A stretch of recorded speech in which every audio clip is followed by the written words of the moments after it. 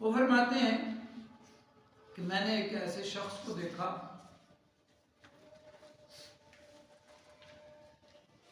जिसकी बात लोगों के दिलों पे हुक्मरानी कर रही थी। जो वो बात फरमा देते हैं सारे आमन्ना सद्दकना करते हैं, सरे तस्लीम हम हैं जो मिजाज यार में आते हैं। ऐसी ताबेदारी थी जी। तो मैंने पूछा ये कौन है? मुझे बताया गया कि ये अल्लाह के रसूल हैं सल्लल्लाहु अलैहि वसल्लम।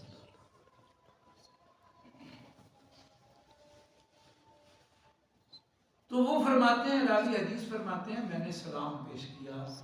तो सलाम मैंने इस तरह किया कि अलैकस्सलाम, ए अल्लाह के रसूल आप पे सलाम।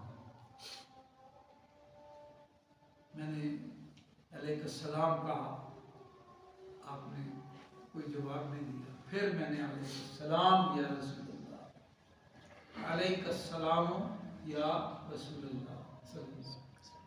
आपने फरमाया इस तरह मत करो, ये सलाम तो मुर्दों को किया जाता है। यानी दौरे जाहिलियत में कब्रिस्तान में या कब्रों पे जाके इस तरह सलाम किया जाता है, इसलिए आपने फरमाया। तो आपने फरमाया कि ऐसे कहो, अस्सलामु अलैक। ये मुझे मेरी इस्लाह कर दी, ऐसे सलाम अलैकस्सलाम ना, अस्सलामु अलैकुम, जैसे अस्सलामु अलैकुम कहते। तो ये भी याद रहे कि कब्रिस्तान में जाएं तो तब भी यही तरीका सिखाया गया, अस्सलामु अलैकुम या अहलल कुबूर। जिद्दों को भी इस तरह करो। अब हदीस पाक में सिखा दिया गया कि अगर कब्रिस्तान में जाओ तो तब भी इसी तरह सलाम। तो रावी हदीस फरमाते हैं, मैंने अर्ज की आप अल्लाह के रसूल हैं? तो आपने फरमाया मैं अल्लाह का रसूल, उस अल्लाह का रसूल हूँ कि अगर तुझ पर कोई तकलीफ आ जाए तो तू उसे पुकारे, तो वो तेरी पुकार को कबूल करके तकलीफ को हटा देता है। यदि तकलीफ में अगर पुकारना है तो किसको? ये बात जहन में रखें। एक होता है ना मातहतल अस्बाब, बीमार ने किसी से, अपने बेटे से, घर वालों से कहा मुझे एक गिलास पानी ला दो, दवाई दे दो, ये मातहतल अस्बाब ये जाए।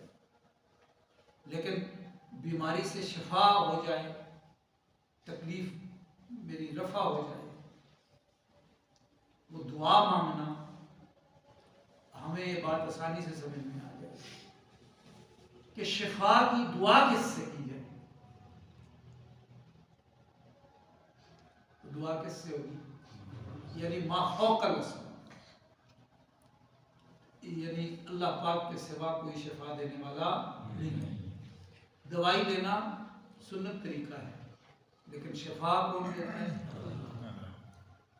और अगर तुझ पे कहत साली आ जाए तो तू फिर उससे निजात के लिए परवरदिगार को, उस परवरदिगार को पुकारे, अल्लाह को जिस पर मैं रसूल, तो वो तेरी कहत को दूर कर दे,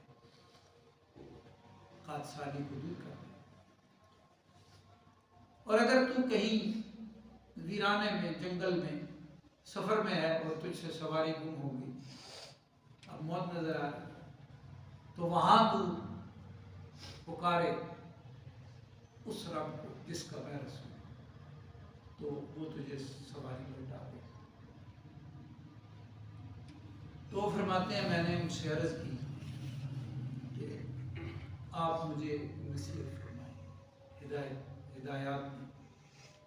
तो उन्होंने फरमाया किसी को गाली न देना। तो रावी हदीस कहते हैं मैंने उसके बाद किसी को गाली,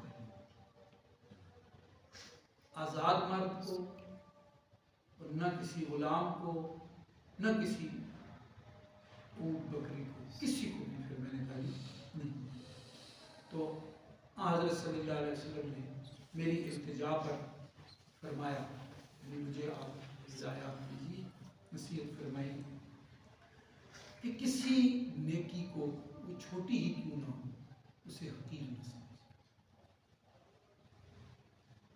यहां तक कि तू अपने किसी भाई से खुले चेहरे के साथ, खंदा पेशानी के साथ बात करता है तो ये भी नेकी है, हल्का मत समझ।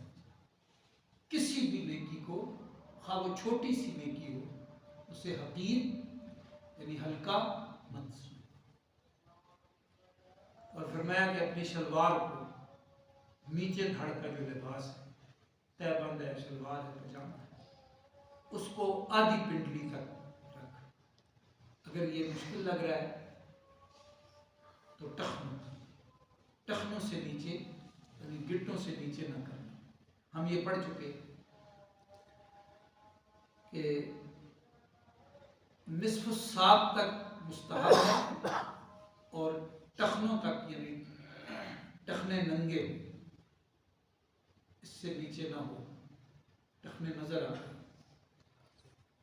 तो ये जरूरी है,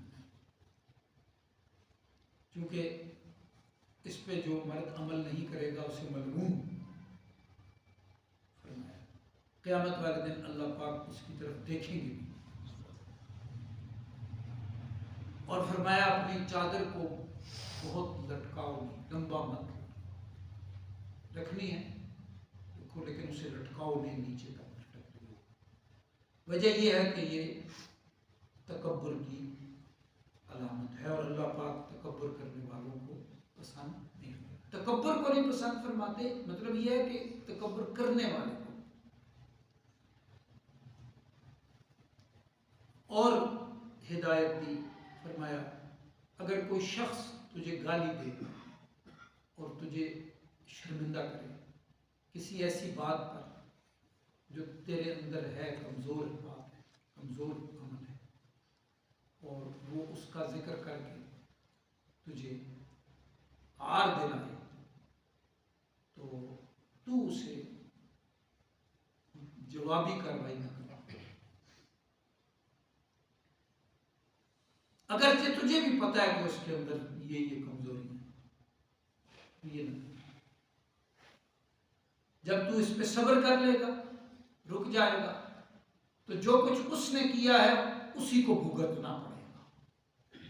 और इसमें मुहद्दिसीन इकराम ने फरमाया जब कोई ऐसे कर लेता है ना, अल्लाह के लिए बर्दाश्त कर लेता है, ये नबी अलैहिस्सलाम ने बात फरमाई, तो फिर जो करने वाला है ना वो बहुत बड़े झगड़े में आता है। नजर आता है रगड़ा, फिर थोड़ी मोहलत होती है जो अल्लाह पाक को मंजूर है, लेकिन रगड़े में आता है, दुनिया में भी और आखिरत में तो बर्बादी है, तबाही। ये हमने चूंकि कदरे तवील हदीस पाक थी तो थोड़ा थोड़ा करके हम सबक पढ़ते हैं ताकि हमारा ताल्लुक कायम रहे। चंद एक आयतें पढ़ी, उनका खुलासा हो गया। हदीस पाक अगर तवील आ गई है तो थोड़ा थोड़ा पढ़ते हैं ताकि सबके लिए आसानी हो जाए और हमारा ताल्लुक इस मुबारक सिलसिले के साथ जुड़ा है। तो दो बातें अब जो बाब है उसके तनाजुर में ज़हन में रखी। एक ये कि शलवार, मर्द जो शलवार पहने तो लाजिम है कि वो टखनों से ऊपर, गिट्टों से, और अगर चादर रखता है तो चादर को इतना ना लटकाए कि वो बिल्कुल नीचे तक चली जाए। ये दोनों बातें जो करता है वो तकब्बुर कर रहा है। अगर उसके दिल में तकब्बुर नहीं है तो ये फैसला तो अल्लाह पाक फरमाएंगे या नबी अलैहिस्सलाम ने किसी से फरमा दिया और नहीं, तुमने तकब्बुर वाली बात कोई नहीं। तो मतलब ये निकला कि अगर किसी के दिल में तकब्बुर नहीं है, वैसे ही इस तरह हो जाता है, तो वो तो फिर उसके दिल की अल्लाह पाक जानते हैं। दिल दरिया समुद्र डूंगे कौन दिल दिया जाने, तो फिर वो जाने और उसका रब जाने। लेकिन ये निशानी बताई गई है ये तकब्बुर की है, और तकब्बुर अल्लाह पाक को पसंद नहीं।